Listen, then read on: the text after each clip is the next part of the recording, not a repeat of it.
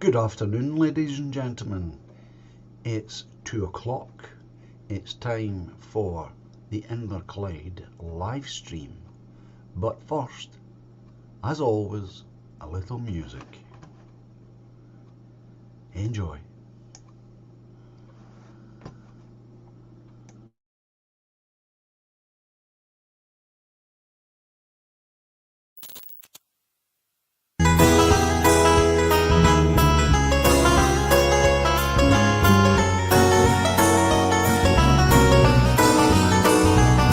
There once was a good time when we built all the great ships here.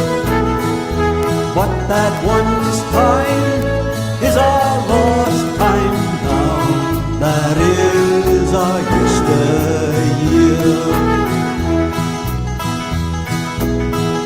Sugar cane from Jamaica, put a sweet tooth in every mouth, and the cotton that once was spun here fine was gathered by black hands of the South. Factory girls, topped with scarves, made the sugar, spun the bread, and the tough men who made the great ships great were proud to call themselves red. There once was a good time when we built all the great ships here. But that once time is our lost time now. That is our yesteryear.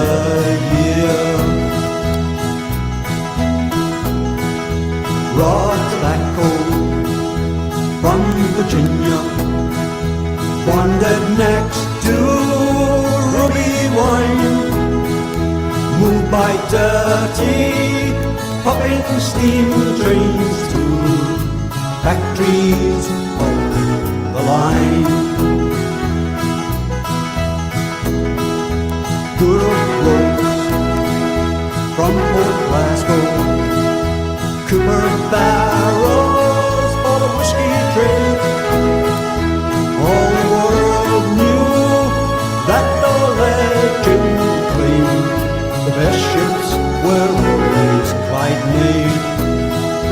There once was a good time when we built all the great ships here.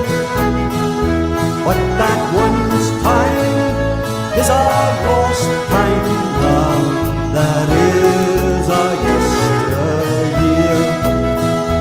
But that once time is our lost time now. That is our yesteryear. But that once time is our lost time now. That is our yesteryear.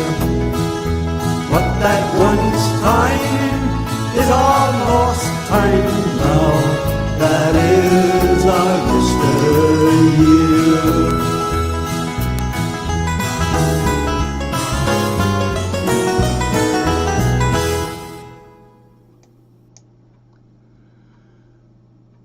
Good afternoon, everyone.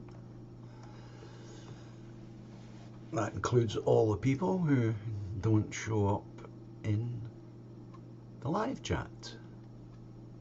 So good evening.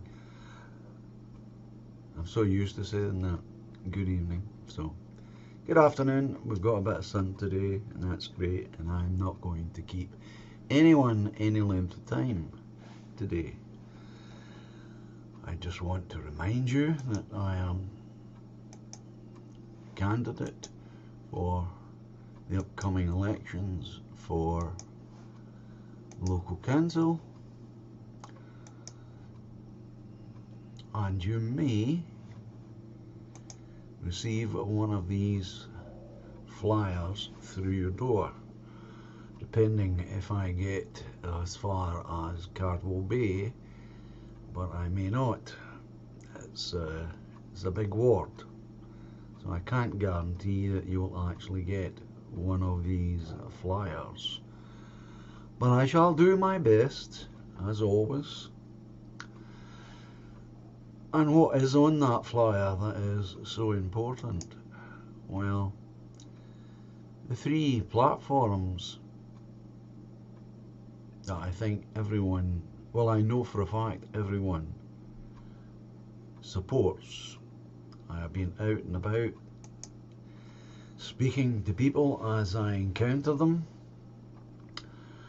and I'm happy to say that so far everyone I have spoken to on the street agrees in principle that there should not be extra charges or taxes, as I call them, because that's really what they are, taxes, on the collection of garden rubbish. On the one hand, it's nice for everyone to keep their little bit of garden neat and tidy. It's good for them, and it's good for the overall appearance of your street and ultimately your area, and eventually the whole of Inverclyde. It makes it just a little bit more pleasant to live in if places look neat and tidy. And that's something that we can all do. We can all make sure that we are not the individuals who throw rubbish on the street rather than use a bin. We can make sure that our children, if we have any, also don't just toss things away on the pavement. And all of these things might seem unimportant, but they're not really. They are important because it makes the place look that bit better than it is. And it doesn't even take much effort. And you may not even consider that to be a political act, but it is, really. Because you're showing a certain amount of concern for your very local environment. And that is one positive way that you can help. And we've all seen that outside these carry-out joints, as I call them, these American style burger joints. And I find it interesting that in the past, before these companies arrived to the area, we had chippies, and we've had chippies forever, and yet you never saw and still don't see paper and rubbish being tossed away outside chippies, but you do for some reason see it outside these American style joints, especially with plastic cups and supposedly plastic knives and forks. There's all sorts of rubbish, and that only adds to the disorder. Because as you all know, the wind blows it everywhere and it just scatters. And now we've got the birds led by the gulls who swoop down, and if there's any leftovers, it just gets scattered even more and makes the whole town look very untidy. And that isn't good for us, nor is it nice for anyone who might decide to visit the area or even just pass through the area going elsewhere. And all this matters. It matters to your own mental health, because if the place looks a wee bit better, it makes you feel a bit better. And it doesn't cost a lot of effort just to walk that little bit further to throw your rubbish in a bin.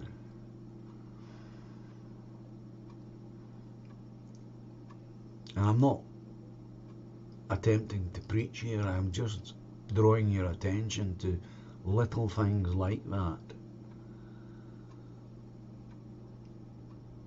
because it does really matter. It might surprise you how many people get upset by rubbish on the street. I've spoken to a lot of people on the streets now,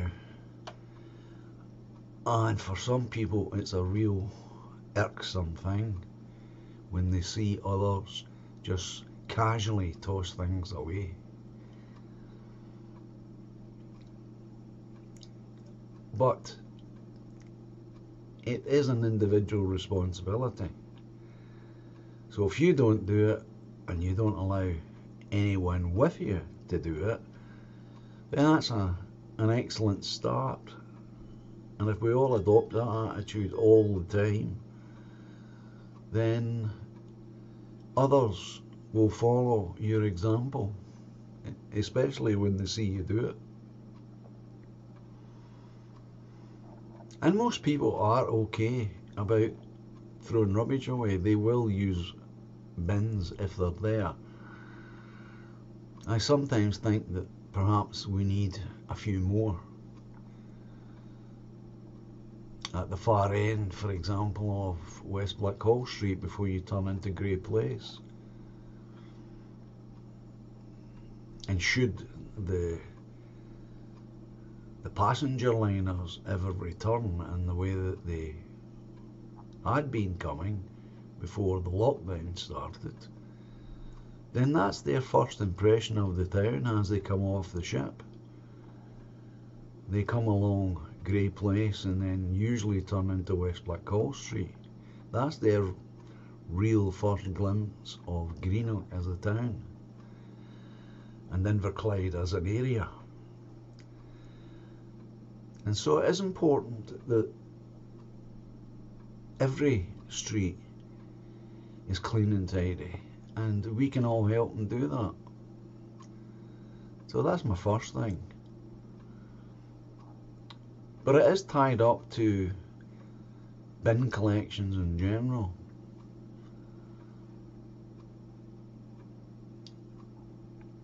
And I can only surmise that the reason that these extra charges have been applied is so that the SNP can stand up at Edinburgh and claim that they haven't put up council tax in X amount of years.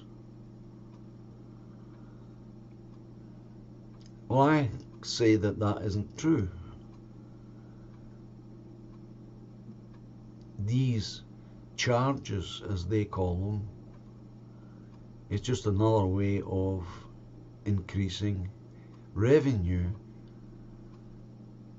not just to the local councils, but overall to the SNP administration in Edinburgh.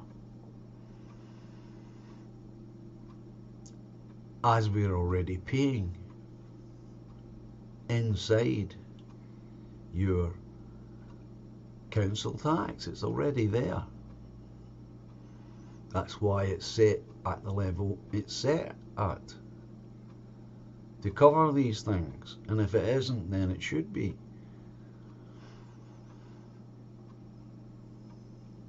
I don't think it's good enough to say that a certain amount of people can afford it, so they should just pay it. I don't think that's good enough. Why should you be discriminated against because you've got a little bit more money than other folk?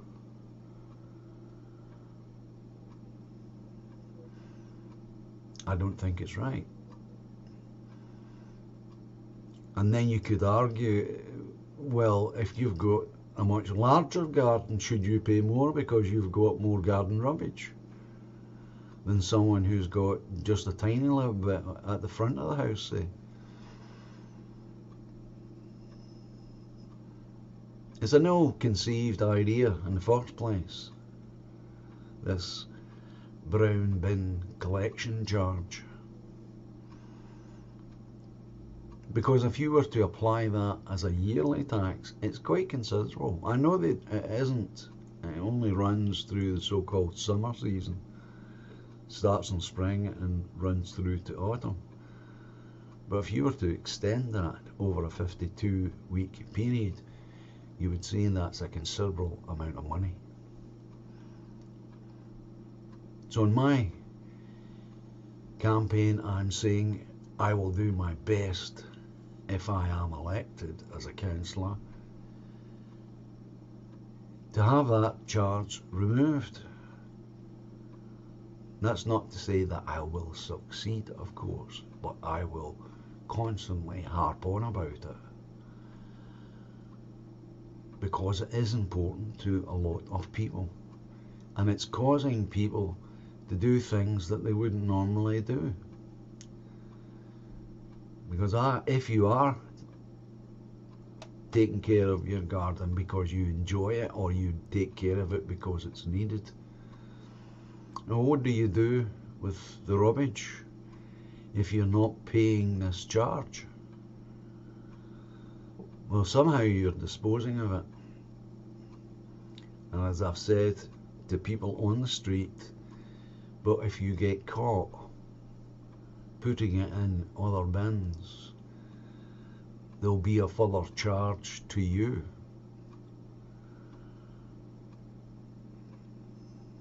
And ultimately, it might even be criminalised. And again, if that happens, then that's totally outrageous. That hasn't happened yet, but it might. After all taxation is backed up by the threat of force if you don't pay.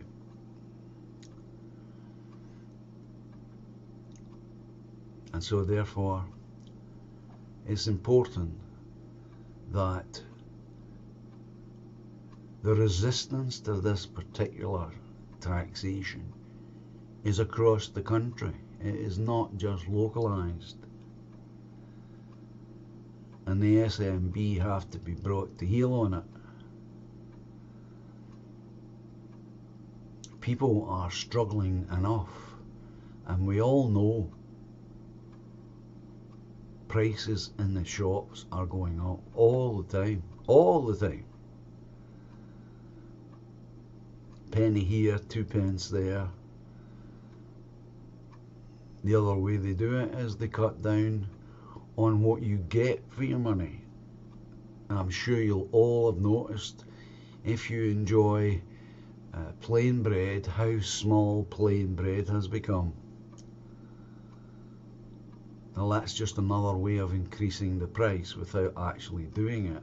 You get less for your money. And we all enjoy a piece of plain bread, but look at the size of it. I no longer buy it, sad to say, because it has become so small. At one time, plain bread used to be the size, it went from here to there, and it no longer is anywhere near that size. It's more like from here to there, to that first joint there, from there to there.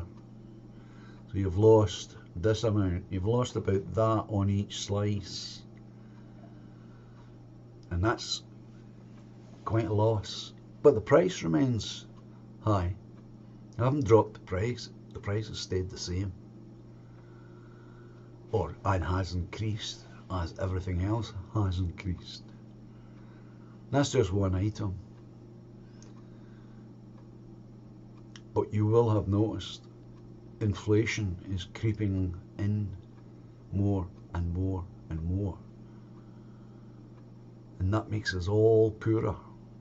So the last thing we need is the SNP slapping on an extra tax onto something as basic as rubbish collections when we already pay for it.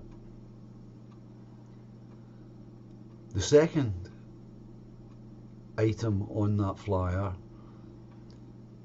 is a similar idea, but again I see it as a grievous tax. We're back to how the area looks, how the streets looks, how the surrounding area looks, not just for strangers but for us, because we live here. We are Greenock, we are Inverclyde, the people. And as I said before, and I say it on the street, and I do get a lot of anger on street on this one. Suddenly your fridge breaks down, no longer works. Well, we all know that you cannot get such items repaired unless you can do it yourself, and that's highly unlikely because it's a specialist piece of equipment. So what happens? Well, you've got no choice. You have to unplug it and put it outside the house. There's nowhere else to put it. And if you've got the money or the wherewithal, you replace that fridge, say, with a new one. So now you've got a new fridge and all the cardboard and what have you that goes with it because it came in a box. Plus you've got the old fridge outside your house. What do you do if you're living in a tenement?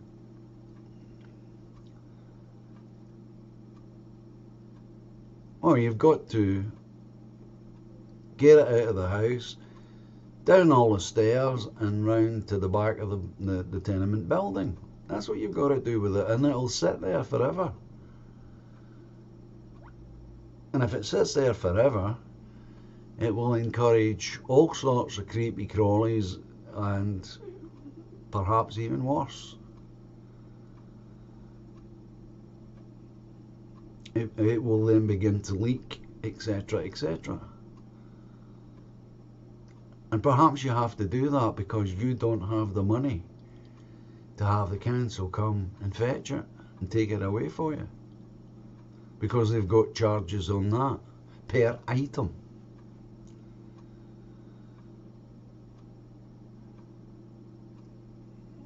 And God forbid you try and put it in a car or a van and dump it somewhere and get caught doing that, well, because that is a criminal offence.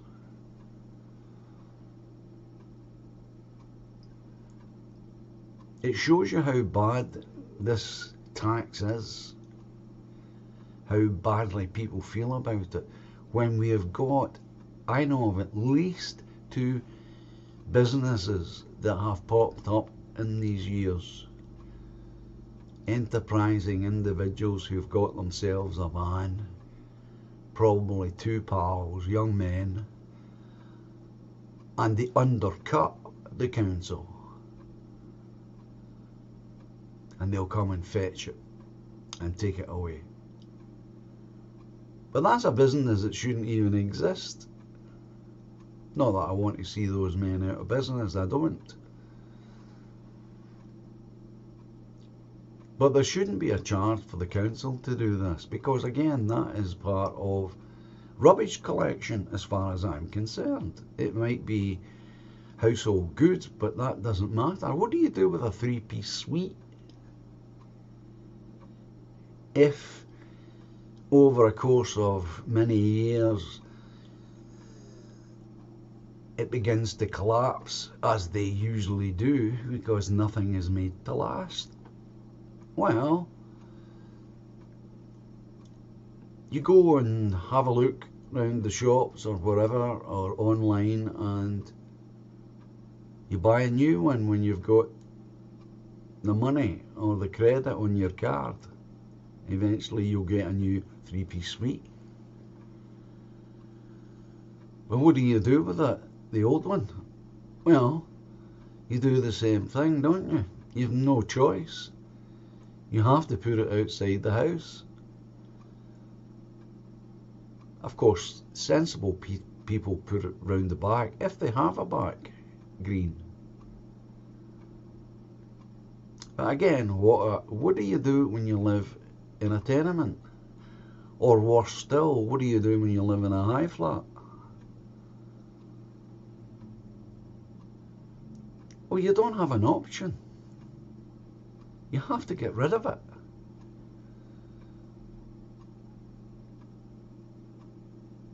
And for most people, that's money that they can't really afford to spend. Now, I don't know how the council do it with a 3-piece suite. Is that 3 different items? I suspect it is. They'll consider that to be 3 different chairs. Or perhaps simply 3 different pieces.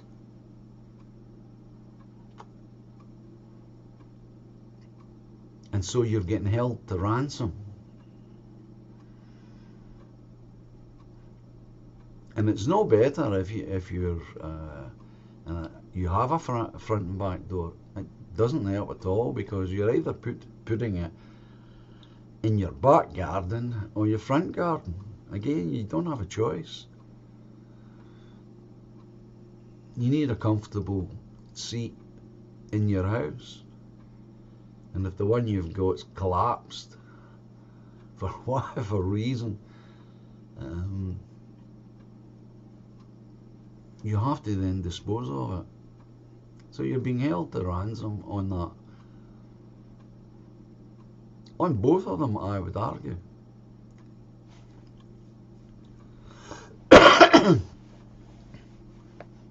And again, if I were elected, I would bring that up at every single opportunity that I could. Try and form alliances with the independents and have these charges at the very least revised downward, but ideally to be abolished altogether.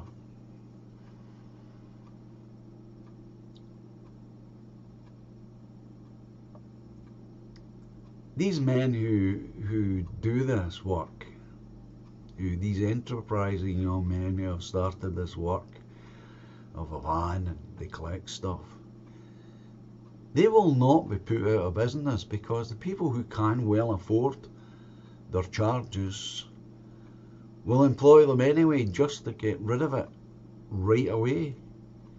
We all know if we wait for the council, we will wait. And perhaps that's something else that I could look into if I were elected. How does that all operate, and is there any better way to expedite each request for removal? Normally, bureaucracy is bloated, and it may be organised, this collection, via the council. It may be the case that it's cumbersome and time consuming when it doesn't need to be.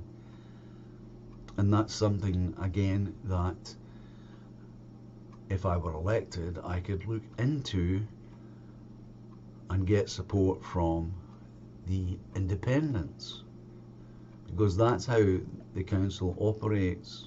Unless you don't know, when you're against the majority, you form alliances, and on a temporary basis, of course, to get things done, to get things moving, to put pressure on.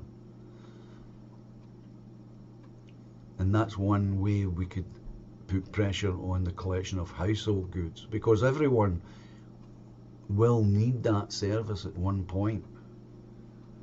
It's inevitable that something in your kitchen's going to break down. If it isn't the fridge, it'll be the freezer if you have one, or the washing machine if you have one. Again, if you've got money, you can expedite that by employing the private men who do this.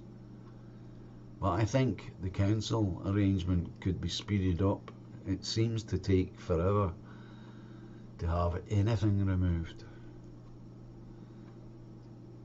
And again, only being a councillor would I have access to that information as to how all of that is organised. Now, it may be very efficient, I don't know. I suspect not. Bureaucrats enjoy creating more bureaucracy. That's the way they seem to think. And the last thing is a little bit more complicated to understand if you haven't come across it. And a lot of people that's the one they're asking me about. This hidden charge on headstones in all of the cemeteries. And how that works, of course, is, I'll give you an example. Last year my mother passed away at the age of 95.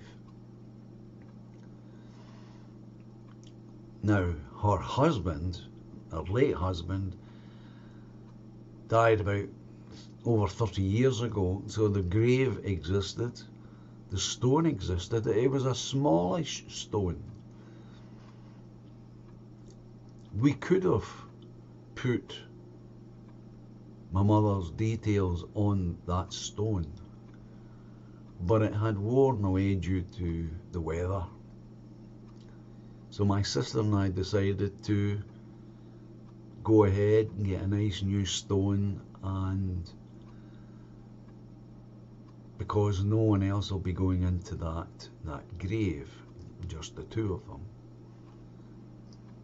And that's what we did. My mother was buried there. We hired the stonemason, Whiteside, a local firm that my family tend to use. Good, reliable folk, local, of course. And we picked a stone. We gave them the wording off the existing stone, and then we added the new wording so that it all read the way we wanted it to. Mr. Whiteside and his team provided that, gave us the charge for his services and the cost of the new stone, including putting it up. And then he informed us that over and above all of that, there was £150 charge from the council. I want you to think about that, £150 charge over and above what we had paid Mr. Whiteside. What was the charge for? Well, when I find that out, I will let you know what that charge is for. Now, it cannot be for the registration of my mother's placement in the grave, because that's already done through the undertaker when you're arranging the funeral.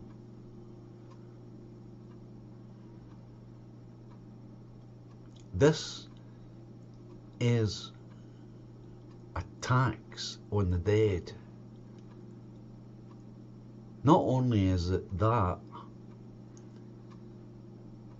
it's an erosion of the idea of private property. I want you to consider this. You have to buy the plot of land the 6x3 we'll call it, to put the coffin in. And technically it's supposed to be yours or the family's. Then you buy the headstone, which you buy directly from a stonemason. And it's your headstone, supposedly. And the council keep a note of who is in each layer, as they call it. They call it a layer. And there is a record of who is in each layer. And you're allowed 3 burials per layer. That's the maximum. But they employ someone to do that. That is a full-time job, keeping those records up to date. That person or people, it may be more than one, may be part of birth, deaths and marriages department. It probably is. But they're already on the payroll. So what's the £150 charge for? Well, it's a tax. And you won't find out about it unless you're going to bury someone in a layer that's already in existence, and you want to change that stone to register who else is now in it.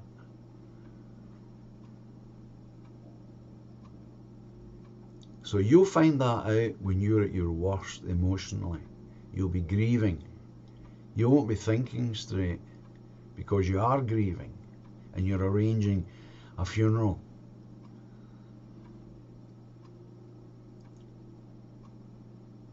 That's when you'll know about it. And at that point, people will not argue. They won't even think about it. They might not even notice it, that they're so grief struck. They may not even notice. Now I can tell you for a fact that when I first discovered this tax, it was set at £30. When we were doing a similar exercise with another grave that is in the family. It was £30 then. It's now £150. It will continue to rise like all taxes. Now you consider that we're only talking about Inverclyde here and the cemeteries that we've got. You start multiplying that across Scotland and all the cemeteries, and I can assure you that it isn't just Scotland, it's the whole of the UK. Now who brought this in, I don't know. I can't seem to get to the bottom of it, but it's there. And it was sneaked in many, many years ago, at least I would say 20 years ago, perhaps even longer. And that has to go.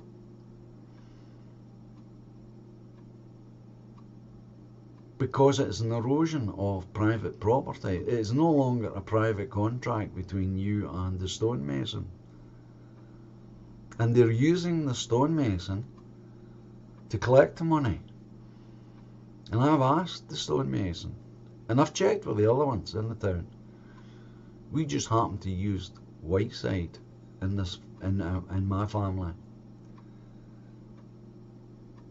So what happens is, if you're a stonemason and you want to work in the cemeteries, you have to buy a license from the council. We'll leave that aside. But if a stonemason doesn't apply this tax to you as a customer, he doesn't get his license, so he can't work in the cemeteries. So he's being forced to apply this tax to you, he has to explain it. And he does. And he does it very apologetically.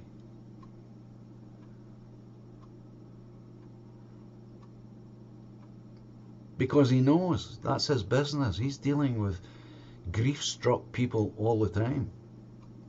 So he knows the state they're in. And he has to sit and patiently explain that there is this further charge that he's got nothing to do with. And you pay it to him as part of his bill. Just the way they do with the VAT, they force traders into collection. They become tax collectors. And that's what they've done here with the stonemasons. But I want you to consider the amount of taxation that's being pulled in all over. Not just Scotland, but the whole of the UK by this method. It's a tax on the dead. It's grievous. It really is. Insidious. I don't know what kind of mind thought that up. I'm glad I just don't know the person behind that idea. They must really be a horrible person. And what happens if you're getting buried in what we euphemistically call a pauper's grave? What happens there when the town has to supply money for the undertaker because you're so poor you can't even afford the basic burial? Do they collect it then? Do they pay themselves that money then? I doubt it. As soon as you can afford to pay for the funeral, and most people will want to pay for the funeral of the person who has died, because they'll be close and dear to them, and so they want to have that little bit of dignity at the end. But there are people in this town, in Inverclyde, who get death grants, who are so poor that they cannot pay for a funeral. They get this rock bottom grant given to them. It won't cover a headstone. And so you'll have a grave unmarked, and we all know there's plenty of unmarked graves up in the South Street and the other one. I find it particularly upsetting, this taxation. I really do. And I will fight tooth and nail if I'm elected to get this removed. And again, I cannot say at this point whether that has been imposed from above or it has been introduced by one council and then everyone has copied it because it's a great idea for collecting money. And no one's going to argue with you on it. And when I give out that flyer, everyone asks about that. What's this about the headstones? No one knows about it. The only people that know about it is people who have paid the tax. I came across it over 10 years ago, way over 10 years ago. As I say, it was £30 then. It's now 150. And it seems to vary. Mr. Whiteside told me when I inquired that it's £550 in Edinburgh area. It's even higher in central London. There isn't even any logic in that. There's no sense in why it would be more expensive, no matter, and depending on where you live and where you die. The land's the same. And how can you put a value on a cemetery in the same way that you put value on that land if it were in private hands?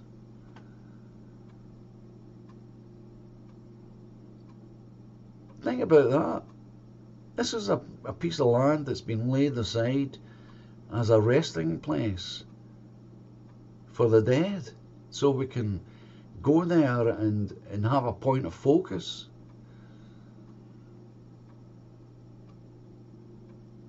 It should have no other value than if you like, a spiritual or an emotional value to the people who have buried folk in it. But that's not how it's worked. They put a financial value on that land.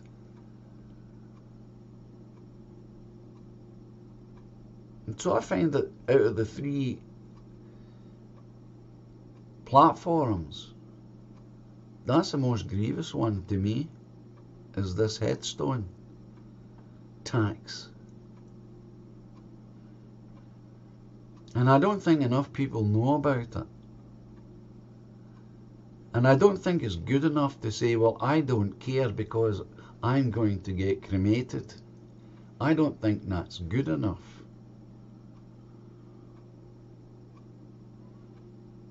Because there are people who, sometimes for religious reasons and for other times it may be for historical reasons, they will insist on a burial. And so therefore it should be scrapped. But I could not possibly work out what the overall income to local governments is in any given year through that headstone tax. And so it has to be removed. Has to be. And lastly, I want to finish with, because I don't want to keep anyone any length of time on a live stream here, and I appreciate the fact that people have turned up to hear what I have to say.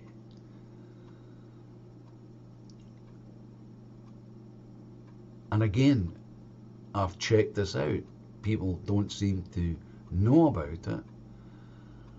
But in less than 3 years from now, 2025, every single private landline telephone in the UK is going to be switched off. This has got nothing to do with whether you paid your bill or not. Please do not be confused. This is going to happen whether you pay your bill on time and have always paid it on time. It's got nothing to do with that. They are simply switching off the private landline telephones throughout the UK. And just for a moment, I want you to consider how many millions of people, and it will be millions, who will be suddenly cut off from the outside world.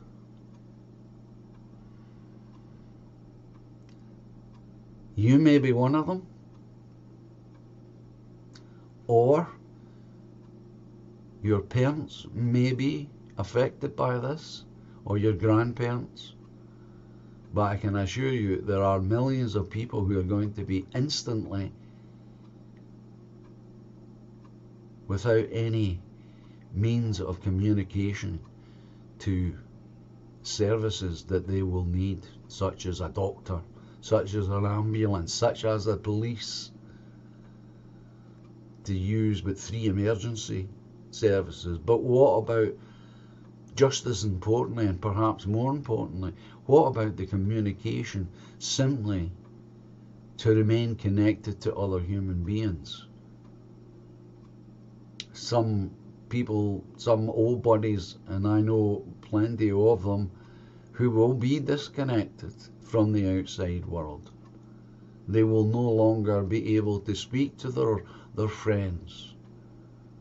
And what about during the lockdown? What if that comes back again? And it may well do, folks. What will happen then to those disconnected folk?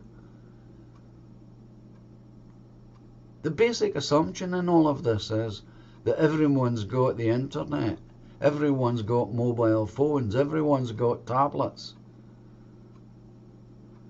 Well, they don't. Because it all costs money. Present rate Virgin connection to the internet is £60 a month. How many retired people can afford that? That's the basic assumption, that everyone's got a mobile phone. But what if your hands don't work too well? What if you've got arthritis in both hands? What if your eyes aren't as good? These are reading glasses. What if you're deaf?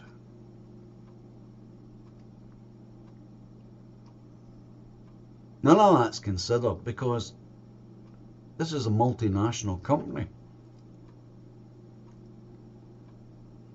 And what grates me is the fact that the BT as an entity didn't put all the telephone lines in. We did. When it was the post office. When it was part of the post office, it was all done through the post office. The telephone lines were all laid, and it was all paid for by taxpayer money. And when Margaret Thatcher privatised all that, put it on the stock exchange, they got all of that for nothing really, for what little they paid. It was a pittance. Same with the gas and the electricity, of course, but that's another matter. I want to stick to the telephones because it is absolutely crucial that this doesn't happen. And if it does, it is going to be a social calamity up and down the country. And it won't just be old folk. Mark my words. There are plenty of young people who are living on benefits, sad to say. Quite apart from anything else, mobile phones are expensive things to run.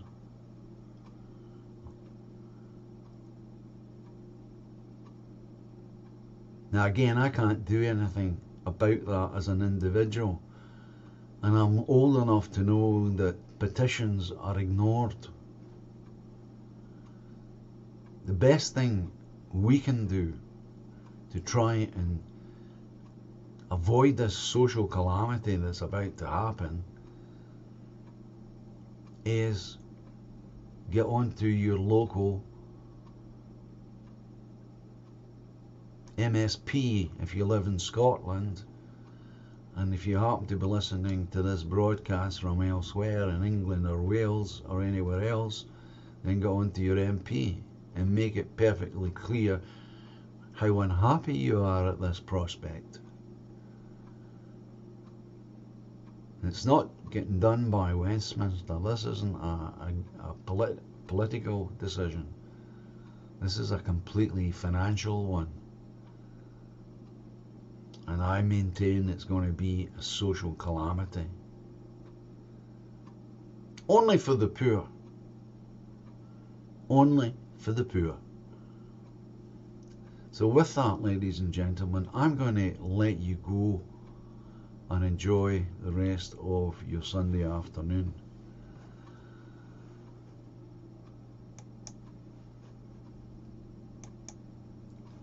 And I hope that when it gets to the voting time that you will consider giving me, if not your first vote, but your second, so that I can be part of the council and bring these matters up, because I can assure you folks, no one else will.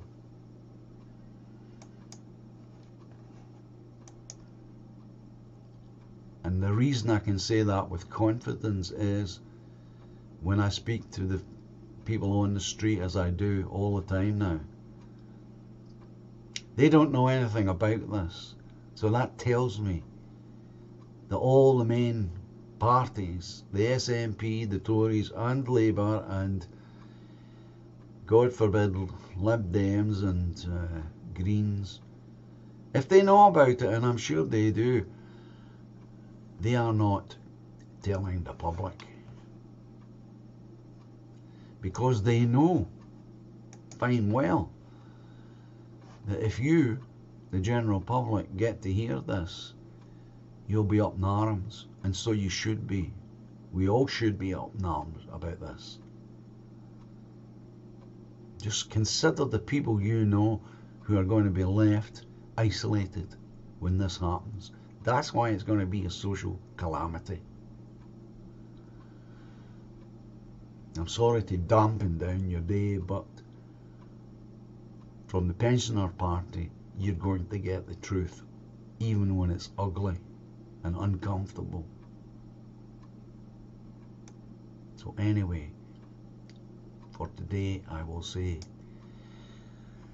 cheerio, and I thank you for your attendance and your patience and your time. And I will return next Sunday at 2 o'clock and speak again. But for the moment, enjoy the music. And I'll see you soon. Bye just now.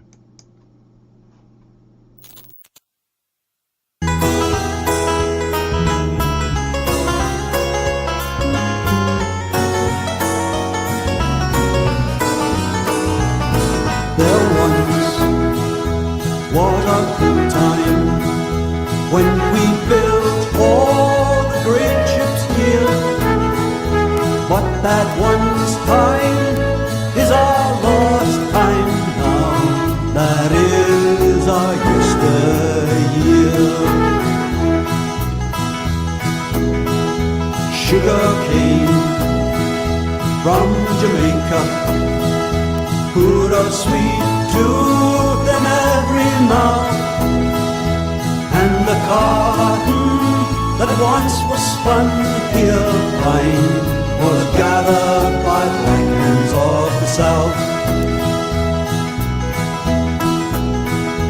Factory girls, topped with scarves, made the sugar, spun the bread, and the tough men who made the great ships great were proud to call themselves red.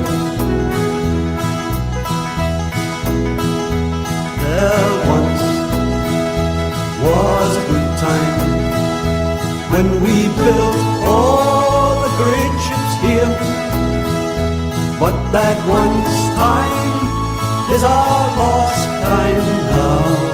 That is our yesteryear.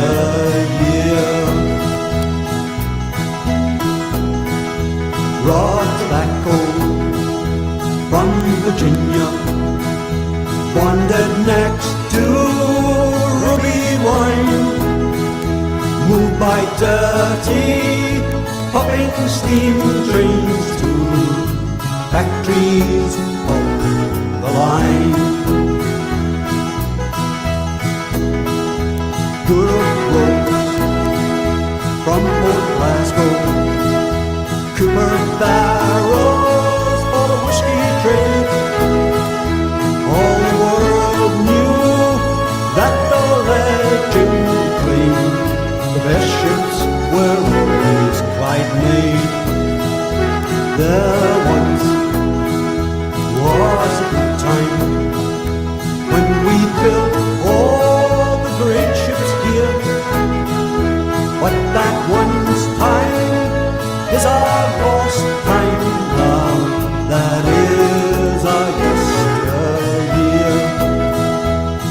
that once time is our lost time now.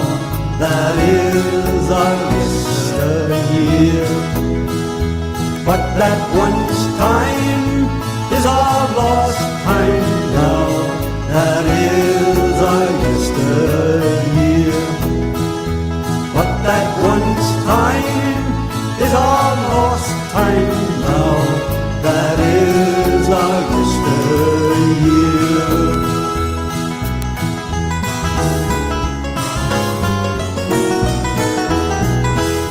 Good afternoon, and I'll see you 2 o'clock next Sunday.